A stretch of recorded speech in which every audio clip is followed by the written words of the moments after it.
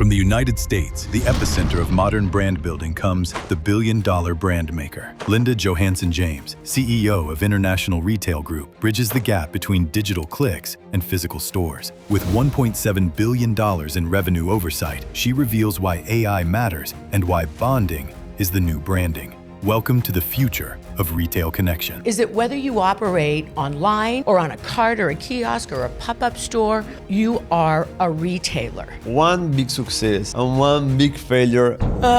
I can. Listen, I've had more failures than I like to count, and here's what we learned. Not all brands were meant for our skill set, and give them the tools that they need so they can do their job, because listen to me, those people pay your paychecks. And if they don't do well, guess what? So here's the deal. I don't depend on you for the people that buy from me. But as a matter of fact, you should be paying me for the people I'm driving in the mall. Sorry, I said that.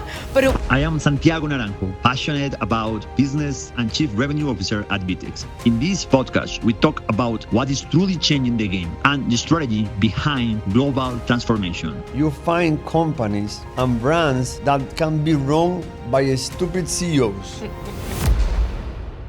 Thank you so much for being here. It's our first day on the NRF week, let's call it like that. And our team was looking for someone that can have a unique and spectacular story in retail across the world. And we were seeing different profiles, and we always arrive to your name. You are a hustle entrepreneur. You are a woman that is the admiration and the leader for a lot of people. They want to see you. They follow you. They are seeing you as the one that opened the door for a lot of professional men and women. And I personally got very interested because you started like in the sales floor, and I love that history. You love to be with the salesperson, the training, to be with the brands. You already did it, and you will tell a little bit about that. But now, so let me stop for a second. And can you please introduce yourself to our audience? Tell them who you are in your own words, and of course, I will compliment. I will, thank you. I really appreciate you having me here. I have a real passion for retail, and I think the reason is because I not only get to help my clients, but I get to help the customers that come in the sales force directly. So I have a company called International Retail Group. I also publish a global retail magazine, and I help brands and clients, brands and entrepreneurs to test and launch in retail. And I've had that company now for 8 years. I absolutely love helping the brands and entrepreneurs to really see the benefit of going either from an online business to a brick and mortar store, or people who have an idea and don't know really where to go, but talk to them about retail, whether it be an online presence and a Yes. brick and mortar. So really help them to see that omni-channel strategy. And so I absolutely love it. I love how you are very precise about retail, because when you hear someone talking about, I want to be an entrepreneur, I want to launch a new brand, normally they think that it's just to put an application or to create a website, and it's done. But it's nothing can be more far from the reality, a real line. And I love how you are bringing those concepts of retail. Retail is about inventory, it's about location, it's about service, it's about loyalty, it's about acquisition. And when I was studying your profile, I love it because you go directly to the roots and the fundamentals of the retail, not just the smoke of the shiny objects around. Listen, I started out in retail, frankly, quite by necessity. I Okay. was a single mom, was raising my daughter, and I needed a second job in order to afford the extras for her, or even even the essentials. So I went to work part-time, actually at Dillard's in the dress department. And I've always been on the service side. I always believe and support businesses who treat me respectfully and who encourage my business, I guess I say it that way. And so I kind of got the retail bug then, helping women to feel really good about the dresses that they had on, and actually talking to them too when they didn't look well and suggesting something else. So I really kind of got the bug then. And then I met my husband, and actually through my daughter, who started working for my husband at these carts and kiosks in the common area shopping malls. And my daughter said, I'm working, Mom, selling Proactiv. And I said, oh, what's Proactiv? And she goes, well, it's an acne skincare. And I said, okay. And she goes, yeah, I got a job and I'm working at the cart in Fashion Place Mall. And I'm like, what? You're working a cart? I mean, let's face it, we didn't have a really good reputation then, Yeah. right? I mean, people didn't look at us as retailers. So I went to work with my husband. We grew the company together. We started out with 8 locations, ended up with 600, Oh my God. and they were all owned and operated by us. How you do that? In 6 countries, we opened up 100 locations the first 6 months of the year, and then we picked up our mess the second 6 months of the year. But here's what we learned, is that whether you operate online or on a cart or a kiosk or a pop-up store Yeah. or a big box, regardless of where you are a retailer. And we used to tell people, listen, we choose to operate in the common area. And do you know why? Because everybody that goes in the mall walks by us. They don't have to like what they see in the window. They stop and they walk by us, and then they recognize the brand.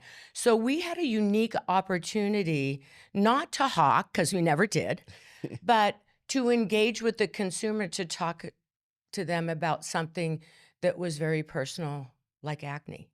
Yeah. And that's a skill set. So we spent a lot of time and effort in recruiting and hiring and training our people to learn how to deal with someone who's had a debilitating disease on their face for their whole life. And that's a skill set. Oh my God. But you But are we- not you are not only on the in the retail. It is also about self-esteem, about health, about Yes. how you make people feel comfortable with their own body, with themselves, how do you create something new from a human being that needs some help. Well, and I have to tell you that it was because of the people that worked for us, like my daughter, who were passionate and dedicated.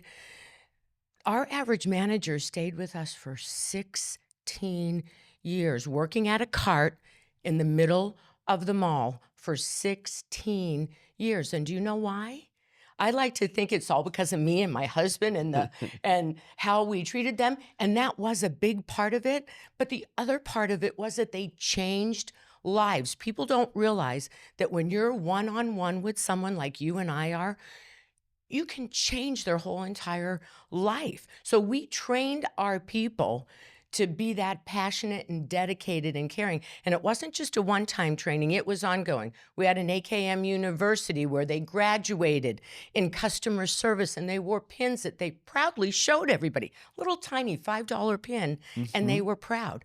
And so for me, the business of retail and what we do is about changing lives. The lives of the people that work with us and the lives of the people who come and buy from our businesses. So that's what makes me so passionate about the occupation. And it's not a job for me, it's an occupation. It's Something that I want to go deep is in the concept of the training. mhm. And you were very precise. It's not one-time training. Right. Because normally, I used to work also in a physical store for like 10 years. And people believe that after 3 weeks of training on the basics, on the product, on how to operate a physical store, on how to describe the features of a product, then the salesperson is done. Right. The reality is not. And when you are engaging with the human, you need constant reinforcement. You need to invest time because Yeah. the salesperson is also a human. And to be able to give to the clients they need to feel good, they need to feel passionate, they need to understand, they need to be someone that the energy around them need to empower the other one. And that is not like a robot that will do it. It's a human. That's why when people say, well, AI is going to take over, I'm like, yeah, it sure as hell isn't, because you will never take the place of the interaction that you and I are having. You cannot replace that. You can assist it, which is what AI is going to do, right? Yep. But you can't replace it. And we had a firm belief, and I have a firm belief now with my clients. And when I take them on as clients, I tell them, listen to me, this isn't a one-off. This isn't a, you hire me and then I set up all your structure and then you don't train your people anymore. This is ongoing. Like I just came back from Houston, training with my clients team for a whole week again. This was a follow-up training. There's always new things to learn and always new ways, and you make people feel really good about what they're learning. We struggle in this industry to get people to think of retail as an occupation, not just a job that you take until you find something else, or until you're done with school, or until you find something better. This is an occupation, right? And so we're trying to change around or go back to the customer interaction. That, to me, is where the training begins. We train people how to interact. And then the reason I believe that we should be boots on the ground, and one of the biggest mentors that I had, or in books that I read, was Jack Welch. He said, you always walk the manufacturing floor. So 50% of my time as an executive and an owner of a company is spent boots on the ground in the field. And do you know why? Because they have to see you. They have to know that you know it, because how else do you train them to know it? So I help customers so that they can watch me. I know the scripting. I know what I train them to do. So then they're like, oh, she leads by example, doesn't she? Not that she's dictating to me what to do. So the training for me, hiring the right people, is an art, not a science. So you're going to, right? You know that, Santi, don't you? You're going to hire someone, you're going to think they're so perfect. I just went through this. And they were actually like the worst fit. But you don't know that, right? People interview differently than they are in your store. So listen, what we always used to say is hire slow. And I know people are going to hate this, but fire fast. But don't even fire fast. Sit down with your people and say, this isn't working for me. How are you feeling? Is it working for you? And 99% of the time, you know what they're going to say to you? It's not working. Here's what I need for it to work. Maybe it's my fault. Maybe it's their fault. Maybe they're just not a good fit for the brand or the product, but they'd be a good fit somewhere else. So I tell them, let me help you be successful somewhere else. It's a perfect goodbye sentence. Let me help you, right? Because you don't hire people or they don't take a job to do a terrible job at it. They don't. So people say, oh, they're doing a terrible job. Well, whose fault is that? Is it theirs or is it ours? I take responsibility 99% of the time. Agree. Don't you? Myself is I am the responsible when something is not Working. working. Something that I like about your profile is that you are an executor that also now decide to share the knowledge. And it is so easy to find people that speak what they didn't do it.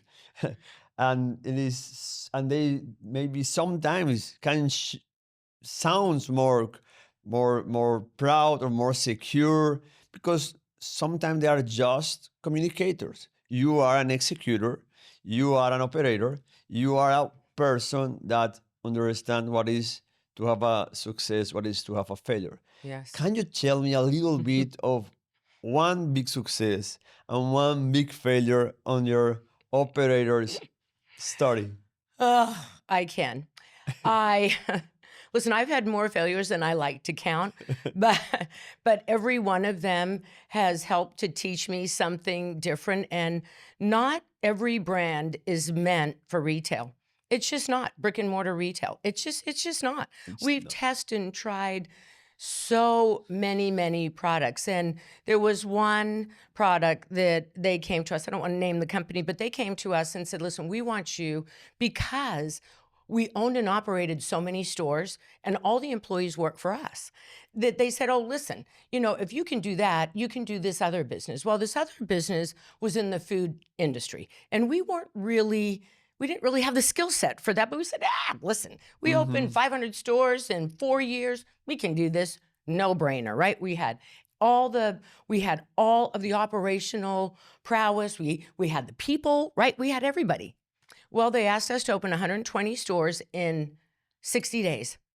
Wow. Pop-up stores, 160 pop-up stores in 60 days. Now, listen, I had the infrastructure. I had the corporate team. I had the employees that were willing to help. Oh my God, it was horrific. It wasn't the product that we understood. We couldn't open 120 stores in 60 days. We were good, but we were not that good. We couldn't find the staff to do it. My team was sleeping in stores because they had to work open to close for 7 days a week. Oh. The client wasn't happy. And we took, and we said, you're right, we did a crappy job. We didn't understand, really. We thought that because we knew retail, that we knew your business, and we didn't. And it was a terrible, terrible failure on our part. But here's what we learned, is that not all brands were meant for our skill set, and that we learned what businesses to bring into the fold and what businesses not to. And that is pure gold. This knowledge is pure gold. I do it today. So I owned everything then, but when my husband and I sold that company and I started International Retail Group, now I don't own anything except for the magazine. I help brands and entrepreneurs from A to Z, from start to finish, from site selection to real estate to I write all their manuals, hire and train their staff. And until a year ago, I also owned a temporary staffing agency, and I staffed all of their businesses too. I love employees, but staffing agencies, that was another big lesson. Don't own a temporary staffing agency. Why? Now I need to ask. Now you need to ask. Now I need to ask. Well, the challenge is that with your clients, if the employees are not theirs, they're not as emboldened to them. See, the employees work for me. So they took direction from me. And when my brands came in to talk to them, they said, yeah, but we work for IRG. Do you see what I'm saying? Yeah. So I think for me, that was a big lesson. And I think when you're a temp employee, there's not that commitment and dedication because you still think you're a temp employee. And that was a big lesson for me. I didn't think that until I owned that temporary staffing agency. They considered themselves temp. Oh, I'm only here for a short time. It is a structural issue because also retail have their seasonalities. Of course. And you cannot have, I don't know, full staffing, 50 employees when your stores need 20 and you only need 50 for, November and December. So but that's different, right? But that's different because they understand they're seasonal, right? People take a part-time job like I did. Okay. But because of the way I was trained, I was dedicated to that part-time job. So I think I learned a lot of lessons in owning a temporary staffing agency. First of all, that I shouldn't, but that I love to interview, hire, and train people. I love that part of it, right? But I think for me, it didn't make sense for me and my clients. But from a seasonal perspective, I understand I'm only going to be there for 60 days, right? Yeah. And I think if you bring them on with that understanding and you still give them all that training. But see, my employees, when I test in retail with my clients now, it could be for 3 months, it could be for 6 months, it could be a pop-up. Do you see what I'm saying? Totally. So there's different, so you understand that. So it's different, right, than if it's a long-term retailer that you're working seasonal for, because you know that retailer's going to be around. They don't know when we're testing. If I sign a 6-month lease for my client, if it works, fabulous, then we're going to expand and we're going to go long-term. We're going to find a perm store. It's going to all be fun. We're going to open 100 of them, right? But if it doesn't work, then these folks are out of a job, right? Now, we've tried really hard. We find them new jobs. We find them new jobs. If the test doesn't work, which it doesn't always, right? Yeah, and test know. is part of innovation. Yeah, it is. The industries need to be able to test, Yep. to adjust. Sometimes we'll be successful, sometimes we will learn. Or maybe it's a marketing initiative. Maybe it's just a brand recognition. We're going to do it for a couple of weekends just to get the brand out there. Maybe we're flagship launching a new store. product, right? Yeah. Right. So I think on the flip side, probably our greatest success story was Proactiv. We were so blessed. I mean, to be the sole distributors for a product that literally changed people's lives. And people will tell you I'm not an overly emotional person, but the stories I could tell you about, it gives me goosebumps today, the lives that we changed with Proactiv. We were so blessed to be partners with the largest direct response company, Guthrie Ranker. So you could either buy it from them or you could buy it from us. And that was it, Seriously. globally. So we Wow. operated 500 locations in 4 countries. We would have done more countries, but the employment laws were just really difficult for us, They are. especially being in retail, and you know that. Wow, And then we started the automated retail business. So we were the first to put a skincare product in automated retail.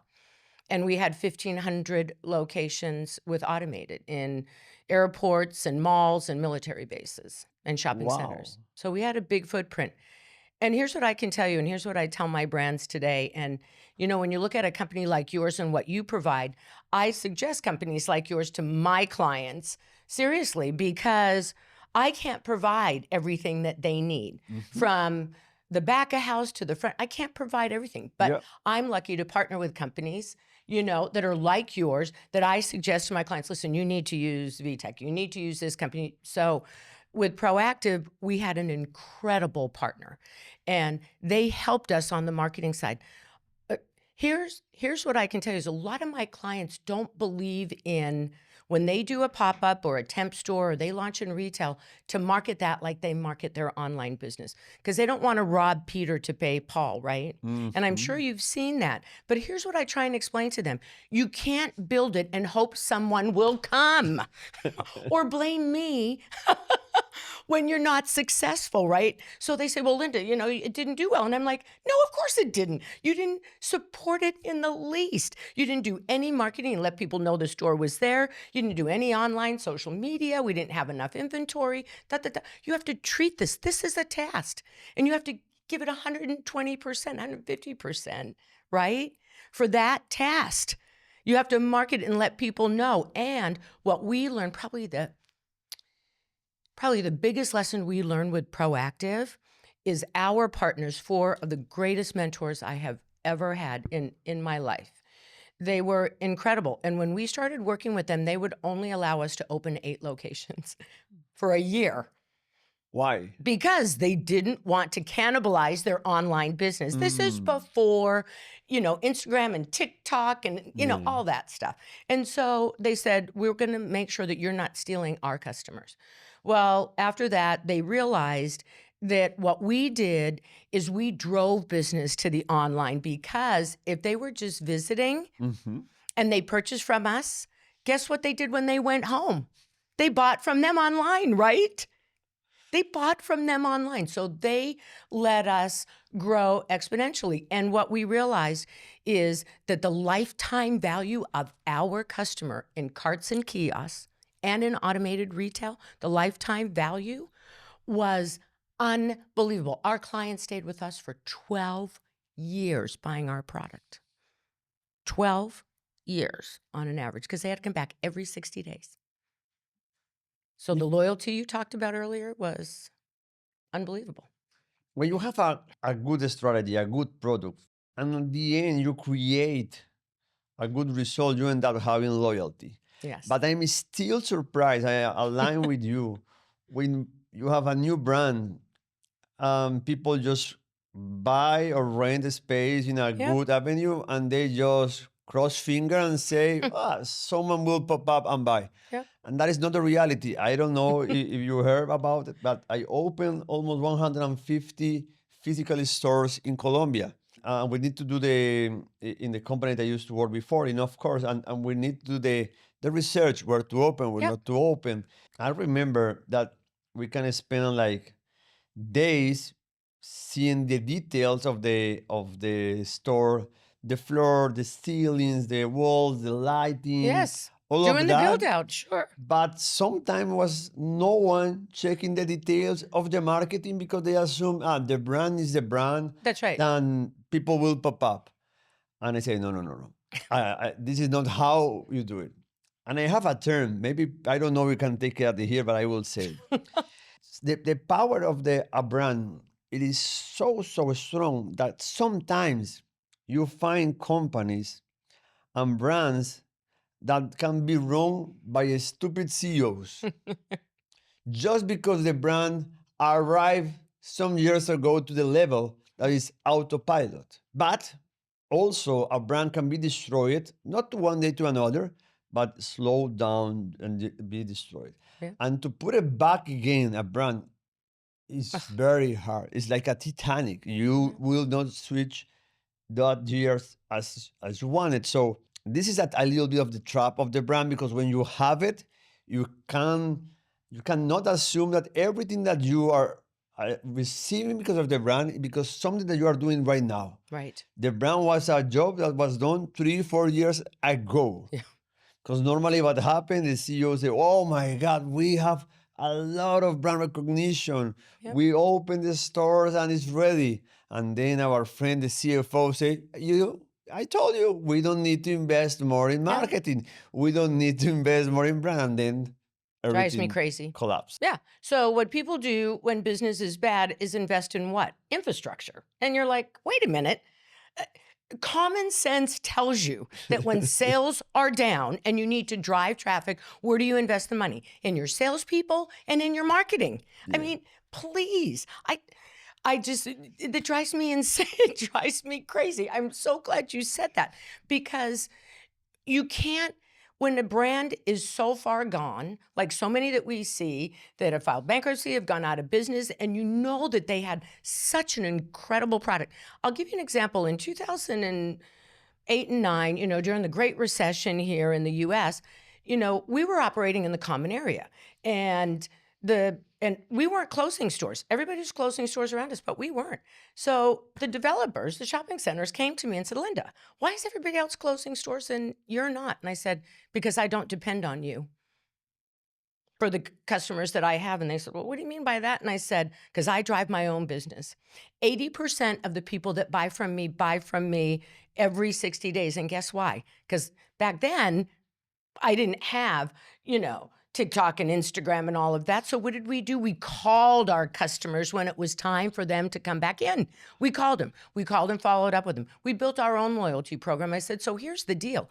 I don't depend on you for the people that buy from me. But as a matter of fact, you should be paying me for the people I'm driving in the mall.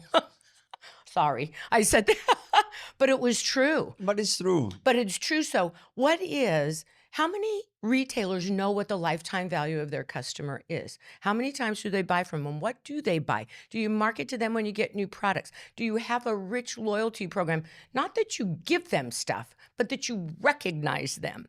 I don't care about giving me stuff. What I care about is that you know that I am a loyal client, right?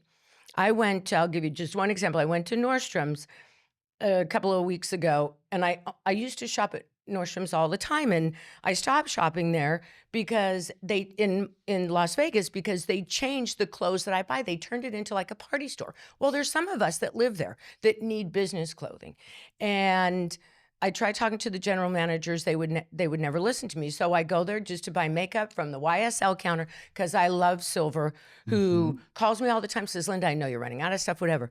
She introduced me to the new GM, and the new GM talked to me, and she said, you know what? I heard your story, and I'm sorry. What are those brands that we could bring back?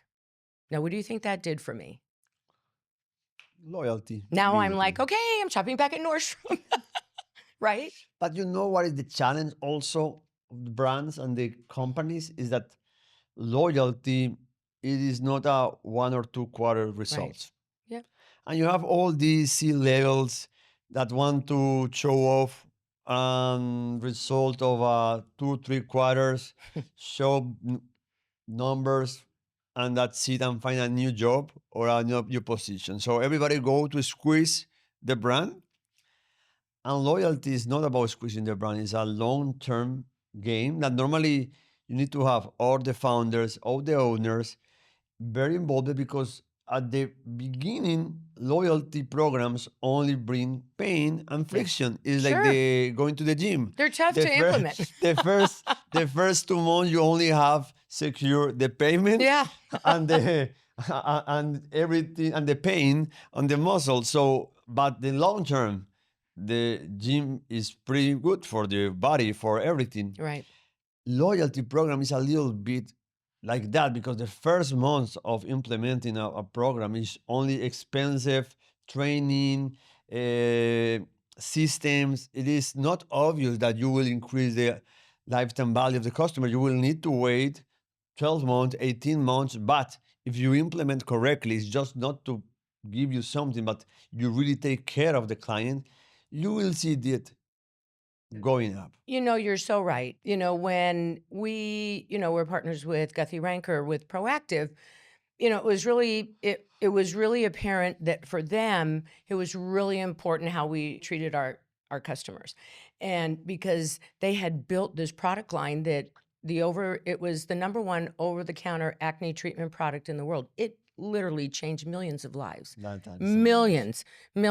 So they put cameras up on the carts and they watched how we interact with people. Listen, we were selling an over-the-counter acne treatment that had products in it that could harm someone. So we really had to train our people on benzoyl peroxide and salicylic acid and sulfur and blah, blah, blah. I mean, all of these, they had to know every ingredient. Was someone allergic to it? So we had to script. And listen, my retailers get upset with me, and so do a lot of people in the business when I talk about scripting. But here's what I'm telling you. If you don't train me the way you want me to treat our customers up front, then you're not going to treat my customers the way I want you to. So if I script you and say, listen, you're going to follow this script until I know that you know our brand, our story, our product, and how you represent yourself and me to our customers. Once I know you know it, then I'll let you be creative with how you talk to our customers. People don't talk about their loyalty programs because nobody knows what it is. People in retail don't know. They say, Linda, sign up for this, you save $10. Here's who I'm telling you does an incredible job with that, and that's Ulta. I became a Diamond Ulta member like a couple of weeks ago. They rang the bell. They said, she's a new Diamond member. I was thrilled to death to get that recognition because guess what?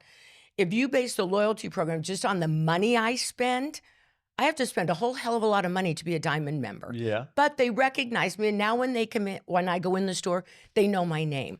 So loyalty programs are only expensive if you do not know how to implement them properly or train your people about them. And you know that AI can be the biggest assistant and programs to help you roll out a loyalty program.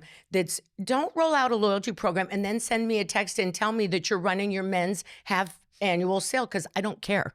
What I want to know, send me a text that says, Linda, because you bought this 2 weeks ago, I want you to know I just got it in another color. So that's what AI can do. It can save you time, right? In doing those things so that your salespeople can do what they're meant to do.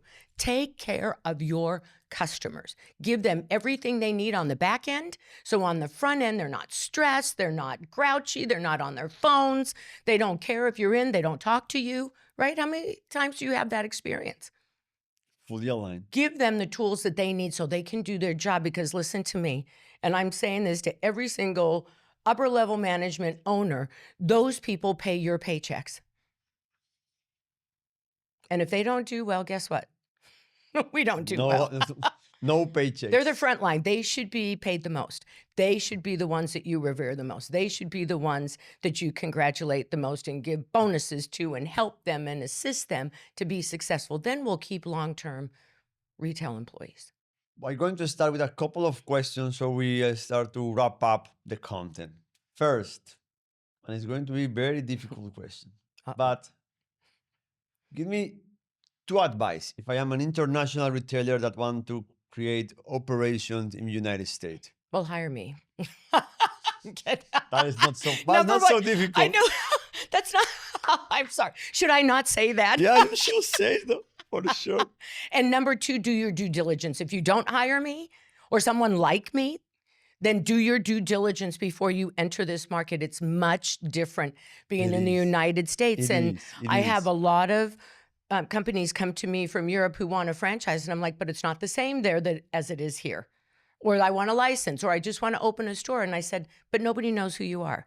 Do some marketing first, get your name out there, let people know who you are, where you're operating, then come into the United States.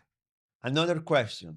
What will be the advice that you will give to these young women that are in the university trying to pay the loan of the student loans, that are tired, frustrated, but want to be a great professional in the United States? They want to be like you. Well, listen, they're tired now. They're not half as tired as they're going to be. Being an entrepreneur is, to me, about helping yourself, but helping others. That's what being an entrepreneur. So if you have a great idea, a great concept, there's no better occupation, but you better prepare yourself, which I'm going to tell you. I didn't prepare myself for the failures. I didn't. I thought I was really good, right? I thought I'd built a business. It was a $1.7 billion business. I thought, oh my God, I know this. I know the people. I know what to do.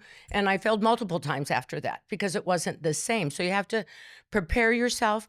And then I would say probably more important than ever, first of all, I had a great partner in my husband in the previous business, a great mentor, a great businessman, but we had great mentors. And I'd say find someone in the industry you want to go in, or that's an entrepreneur that can be a great mentor to you, because they can help you through the process, because it's not easy. You know that. You're an entrepreneur. It's not easy.